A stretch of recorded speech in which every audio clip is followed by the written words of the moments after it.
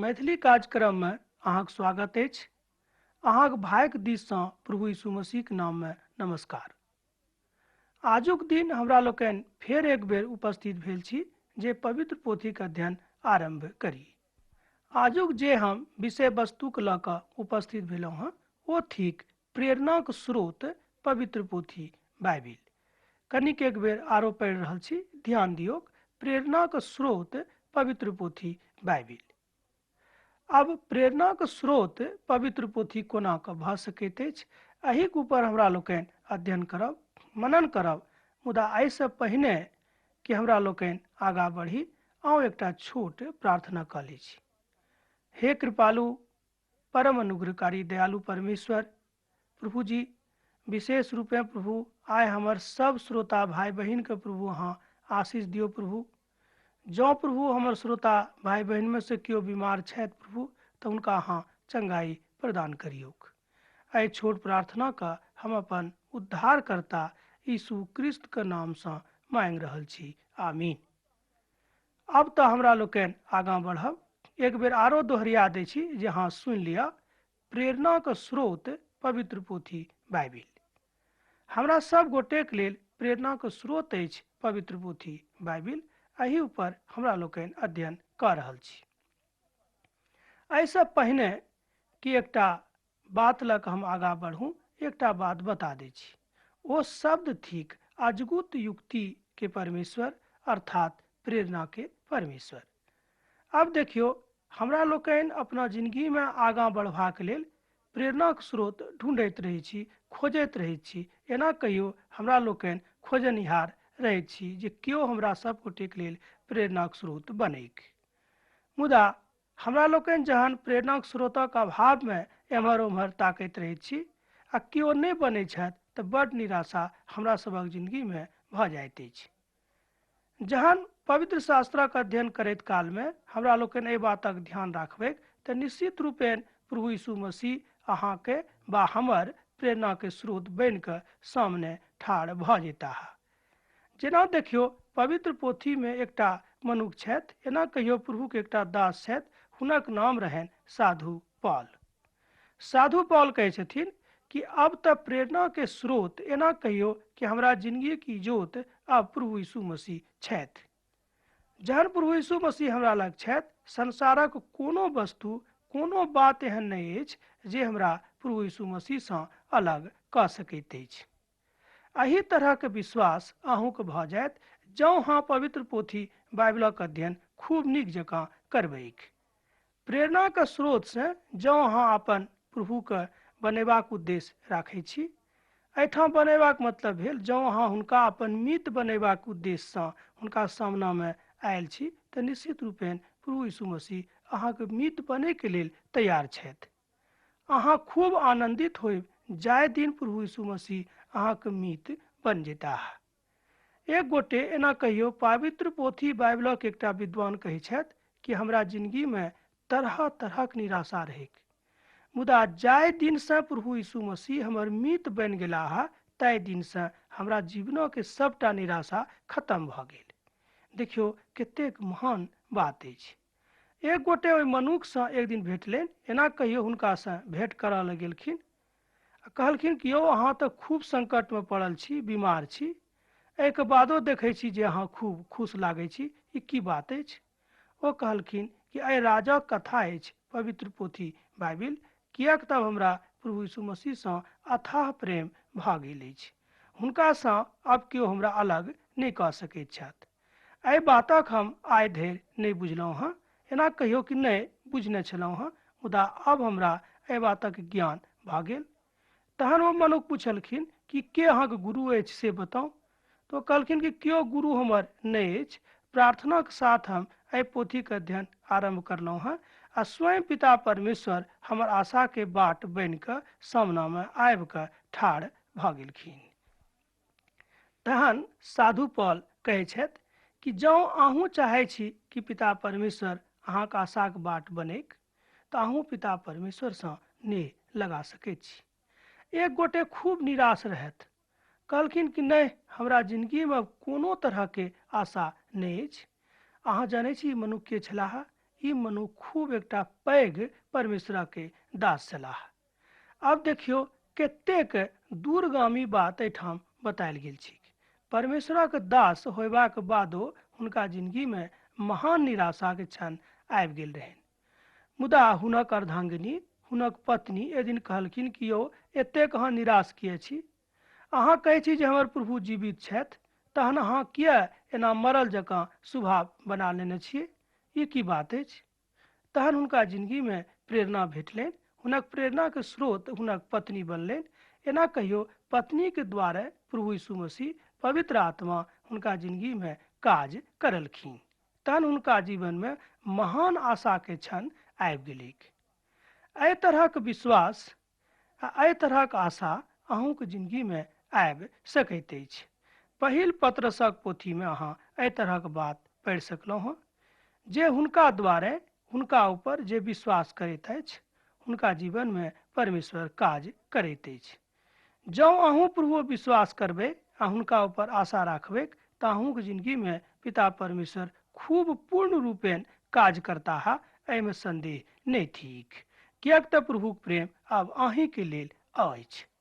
अर्थात पवित्र आत्मा अहाँके गुरु बनि गेला है, जेना ओ मनुख अपन जिंदगी के गुरु पवित्र आत्मा के बना देलखिन। एक गोटे हमरा एठाम पाती लिख के कहने छलखिन कि एहि पोथीके बुझबाक लेल हम अपन गुरु किनका बनाबियनि। आब तऽ अहाँके उत्तर भेट गेल कि एहि पोथीके अध्ययन करबाक लेल सबसँ नीक गुरु छथि पवित्र आत्मा। जँ अहाँ प्रार्थना के साथ पवित्र आत्मा के कहबनि कि यौ पवित्र आत्मा हमर सहायता करू, हम पवित्र पोथी के अध्ययन आरंभ कऽ चुकल छी, हमर सहायता करू, कोनो पद के हम कोना के बुझबै तकरा अहाँ हमरा बुझा दियौक। तहन पवित्र आत्मा अहाँके सहायता करता है। अब प्रश्न उठि रहल अछि जे पवित्र आत्मा के थिका? यहू बातक बुझनाइ बड़ आवश्यक थिक। तहन हम आउ एकदम एकटा छोट शब्द में एहि बातक उत्तर दऽ रहल छी।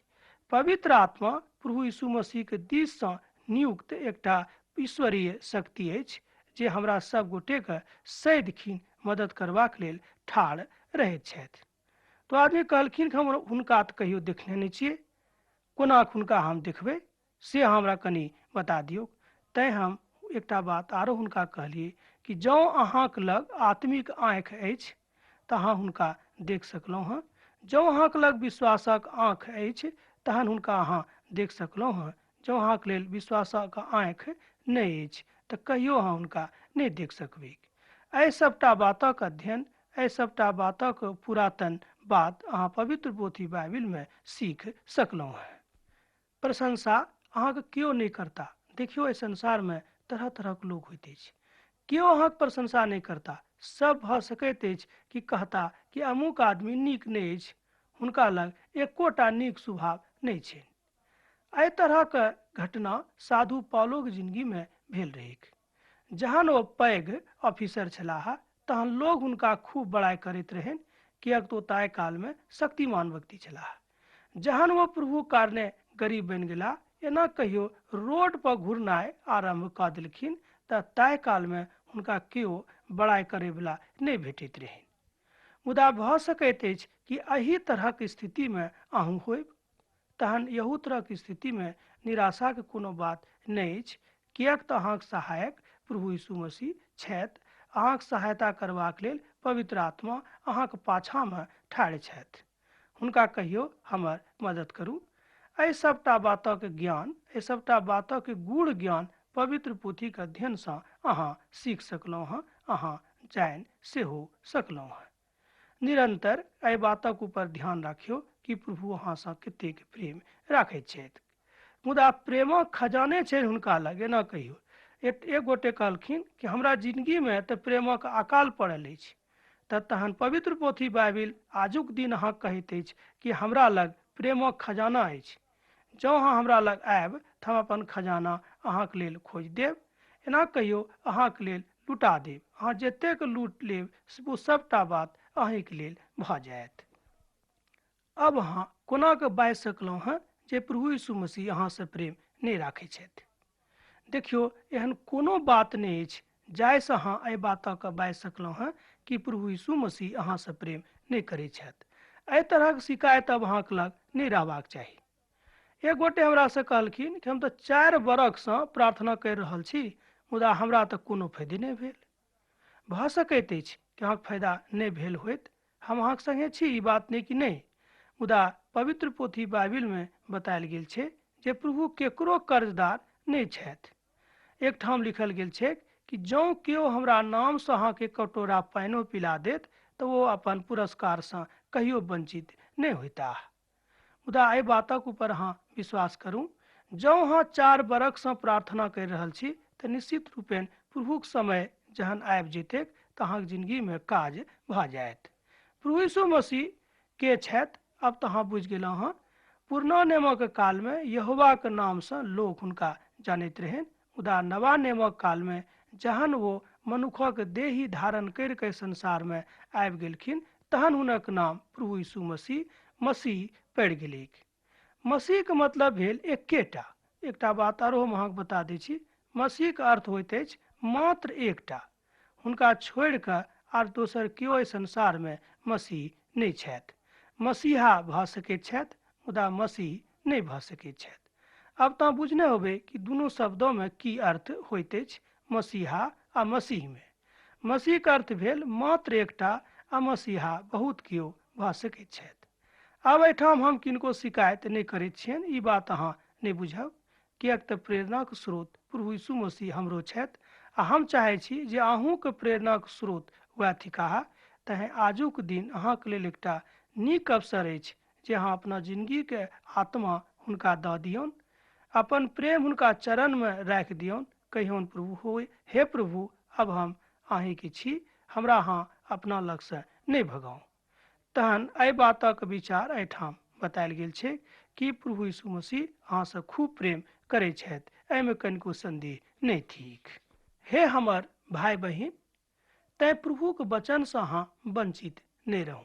देखियौ कतेक नीक अवसर अछि आजुक दिन जे अपने भाषामे प्रभु यीशु मसीहक संदेश, पवित्र पोथी बाइबिलक संदेश अहाँक लग पहुँच रहल अछि।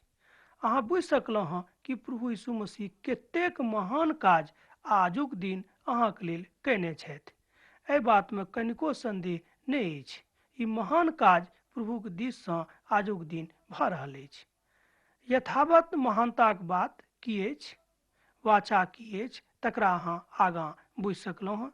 पवित्र पोथीके परमेश्वरक वाचा सेहो बतायल गेल अछि। वाचाक शब्दक अर्थ तऽ अहाँ बुझिते छी कि वाचाक अर्थ भेल कि जे किछु करबाक लेल परमेश्वर कहने छथिन ओ सबटा बात ओ हमरा लेल करताह, एहिमे संदेह नहि होइत। पवित्र पोथीके परम भक्त एक गोटे छलाह, से कहै छथिन कि हम दूर देशमे रहै छी, एहिसँ कोनो लग पास नहि, हमरा लग केओ धियापुता सेहो नहि छथि, मुदा एहिके बादो हमरा लग परम शान्ति अछि, प्रभुक शान्ति अछि। एहि तरहक गवाही अहूँ दऽ सकलहुँ हँ कि हमरा लग किछु नहि अछि मुदा परमेश्वरक शान्ति हमरा लग अछि। एक प्रभुक भक्त कहलखिन कि संसारमे हमरा किछो नहि अछि, मुदा एहिके बादो हम कहियो अशान्त नहि रहैत छी, किएक तऽ हमरा एहि सब बातक ज्ञान पवित्र पोथीसँ भऽ गेल अछि कि एहि संसारक सबटा वस्तु एक दिन खत्म भऽ जेतैक, मुदा जँ हम प्रभुक संग रहब तऽ हम कहियो खत्म नहि होयब, मुदा हम अनंत जिंदगीके भागीदार बनि जायब। ई बात अहूँक संग भऽ सकैत अछि। जँ अहाँ चाहै छी प्रभुक संगे भागीदारी हमरो बढ़ैक तऽ अहाँ हुनकासँ भागीदारी बढ़ाउ। देखियौ आजुक दिन प्रभु यीशु मसीह स्वर पारि कऽ अहाँ कहै छथिन कि यौ हमर धियापुता हमरा लग चलि आउ, किएक अहाँ एम्हर ओम्हर ताकि रहल छी। अब एम्हर ओम्हर जे दूटा शब्द अछि, इएह शब्द हमरा सब गोटेके परमेश्वरक प्रेमसँ वंचित कऽ दै छथि। ई कथा प्रभु यीशु मसीह अपना दिससँ कहलनि कि अब अहाँ एम्हर ओम्हर नहि ताकू। मान लियौ जँ अहाँ एम्हर ओम्हर ताकबै, जँ अहाँ एम्हर ओम्हरक बात सोचबै तऽ अहाँके जिन्दगीमे कोनो तरहक शान्ति नहि रहत। एक भाय हमरासँ कहलखिन कि हमरा लग बहुत तरहके बात अछि, एना कहियौ कि एहन कोनो सांसारिक वस्तु नहि अछि जे हमरा लग नहि अछि, मुदा एहिके बादो हमरा जिन्दगीमे कोनो तरहक शान्ति नहि अछि। एहि शान्तिके हम कोना प्राप्त करब, कतयसँ प्राप्त करब, कनि अहाँ हमरा बता दियौक। मुदा जहन केओ हुनका कहलखिन परमेश्वरक भक्त कि अहाँ पवित्र पोथी बाइबलक अध्ययन नियमित रूपे आरंभ करू, प्रार्थना कऽ कऽ आरंभ करू, तऽ एहि सबटा बातक ज्ञान अहाँके भऽ जायत। एहिमे संदेह नहि थिक। आ जाहि शांतिक तलाशमे खोजमे अहाँ खोजनिहार बनि कऽ एम्हर ओम्हर घुरि रहल छी, ओ परम शांति अहाँके जिंदगीमे आबि जायत। उत्तर पवित्र शास्त्र बाइबिल अछि। अच्छा, वो कहलखिन अच्छा ई बात छै, पवित्र शास्त्रमे सबटा बातक उत्तर देवल गेल छै। हमने हाँ, पवित्र पोथीमे देवल गेल छै, अहाँ पढ़ू, अहाँ देखू। अहाँ निश्चित रूपेण एहि सबटा बातक रूपमे परमेश्वर रक्षा करता है, शांति सेहो प्रदान करता है, किएक तऽ हुनका शांतिके राजकुमार कहल गेल छनि। देखियौ कतेक नीक नाम देवल गेल छनि, शांतिके राजकुमार। प्रभु यीशु मसीह शांतिके राजकुमार छथि। वह शांतिके राजकुमारके अहाँ अपना जीवनमे स्थान दऽ दियौक आ कहियौ प्रभु हमरा जिंदगीमे तरह तरहके शांति अछि, प्रभु ओहि सबटा अशांतिके अहाँ दूर कऽ दियौक। एक बेर अहाँ बाजि कऽ तऽ देखियौ, तकरा बादे अहाँ बुझि सकलहुँ। प्रभुक दास दाऊद कहै छथि कि कोनो तरहक अशांति अब हमरा जिंदगीमे नहि अछि, किएक तऽ पिताक प्रेमसँ अब अहाँ भली भांति परिचित भऽ गेल छी। एही तरह जँ अहूँ चाहै छी कि पिताक प्रेमसँ भली भांति परिचित भऽ जाय, तऽ निश्चित रूपे पवित्र पोथीके अध्ययन अहूँके लेल आवश्यक अछि। पहिल कुरिन्थियोक पोथीमे ई बात बतायल गेल छै। पवित्र पोथीके तरह तरहक पोथी, जेना अहाँ कहने छलहुँ 66टा पोथी छै। एहि पोथीके अध्ययन अहाँ क्रमबद्ध आरम्भ करू। ई नहि कि आइ कोनो आ काल्हि कोनो पढ़ि लेलहुँ, एहिसँ अहाँके ज्ञान नहि होइत। शुरूसँ अध्ययन आरम्भ करू। मान लियौ जो अहाँ बीचेसँ अध्ययन आरम्भ कयने छी, तऽ एक पोथीके जँ अहाँ शुरू करलहुँ हँ, मान लियौ कुरिन्थियोक पोथी, तऽ तकर अहाँ शुरूसँ अंत तक अध्ययन करू आ तकरा बादे अहाँ दोसर पोथीके अध्ययन आरम्भ करियौ। मुदा हम तऽ इएह कहब, हमर सलाह तऽ इएह अछि जे शुरुएसँ पढ़ू, तहन आओर फायदा अहाँके जिंदगीमे होइत। जेनाकि उत्पत्ति, आ तकरा बाद जे पोथी छै तकर अध्ययन, तकरा बाद जे पोथी छै तकर अध्ययन करू। एहिसँ अहाँके खूब नियमित रूपेण फायदा होइत आ पवित्र पोथीके ज्ञान सेहो अहाँके जिंदगीमे भऽ जायत। ई अहाँके लेल, अहाँके धियापुताके लेल, अहाँके गाँव समाजक लेल, सबके लेल नीक रहत। अहाँके जिंदगीमे परम शांतिके अभाव सेहो नहि रहत। ई बात सुनलाक बादमे ओहि भाइके मोन बड्ड हर्षित भऽ गेलै। ओ कहलखिन कि नहि, आब तऽ हम बुझि गेलहुँ जे प्रभु हमरोसँ प्रेम करै छथि। तहन आजुक दिन हम अहूँसँ कहि रहल छी, बाजि रहल छी कि जँ अहाँ एहि बातक नहि बुझलहुँ हँ एखन धरि, तऽ आइ बुझू जे प्रभु यीशु मसीह अहूँसँ प्रेम राखै छथि, अहूँके ऊपर दया करैके इच्छा राखै छथि। आब प्रभु यीशु मसीहके अभिनंदन अहाँ अपना जिंदगीमे करियौक। प्रभु चाहै छथिन कि हमर धियापुता हमरासँ प्रेम करैक, अर्थात हमरा संगे रहैक। एहिके बादो जँ अहाँ प्रभुक संगे नहि रहबैक, तऽ कोना खुनक प्रेमक बुझबैक, कोना कहाँ कहबैक कि प्रभु परमेश्वर हमरासँ प्रेम करै छथि। एक गोटे शिकायत करलखिन कि हमरा तऽ परमेश्वर प्रेम नहि करै छथि, किएक तऽ हमरा जिंदगीमे आजुक दिन धरि कोनो नीक काज नहि भेल अछि। तहन लागले हुनकासँ केओ पुछलखिन कि आइ धरि अहाँ कहियो प्रार्थना करलहुँ हँ कि नहि, अपन प्रेमक पिताक प्रति प्रदर्शित कयलहुँ कि नहि। तो कहलखिन कि नहि, एहि तरहक तऽ हम आज तक कोनो काज नहि करने छी।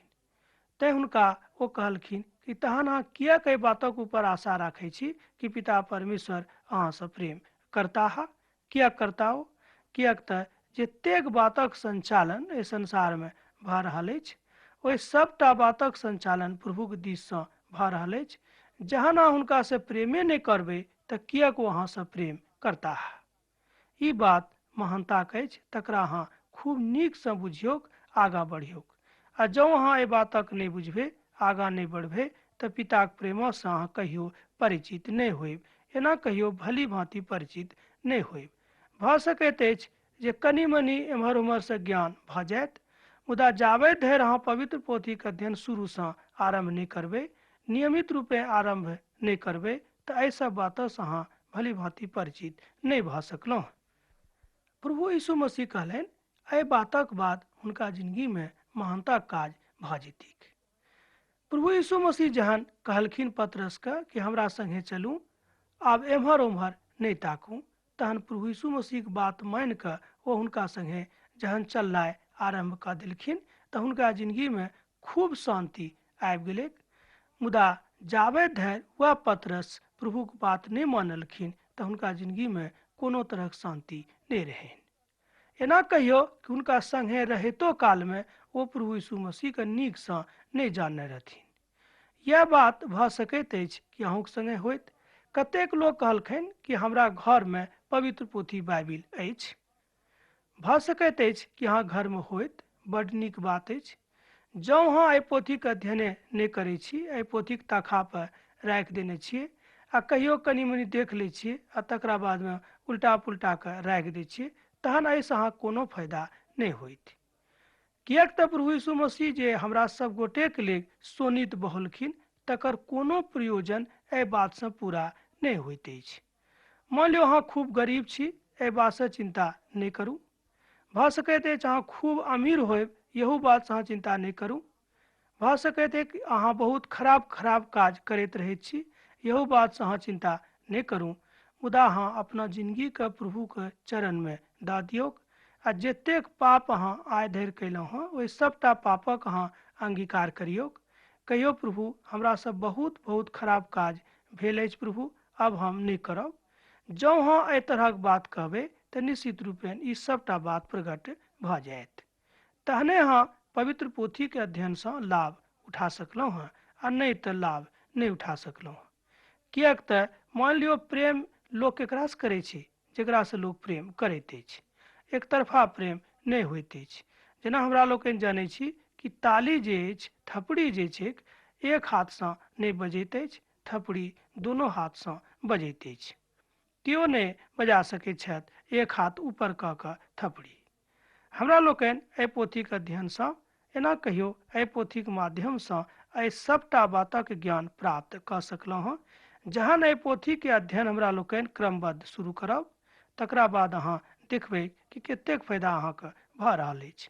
मुदा तहने अहाँके फायदा होइत जहन अहाँ एहि कार्यक्रमके खूब नियमित रूपे सुनबैक आ तकरासँ लाभ उठाबैके कोशिश सेहो करबैक।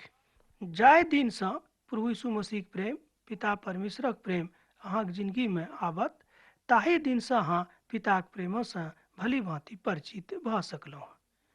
एक गोटेक जिंदगीमे एहि तरहक अनुभव अछि, तकरा हम अहाँके बता रहल छी। ओ कहलखिन कि हमरा जिंदगीमे तरह तरहक बीमारी रहैक, तरह तरहक अभाव रहैक। एहिके बादो जाहि दिनसँ हम प्रभुके अपना जिंदगीमे स्वीकार कयलहुँ हँ, ताहि दिनसँ हमरा जिंदगीमे पिताक प्रेम आबि गेल। एना कहियो कि हमरा एहि बातके बुझनाइमे कोनो तकलीफ नहीं भेल जे पिता हमरासँ प्रेम नहीं राखैत छथि।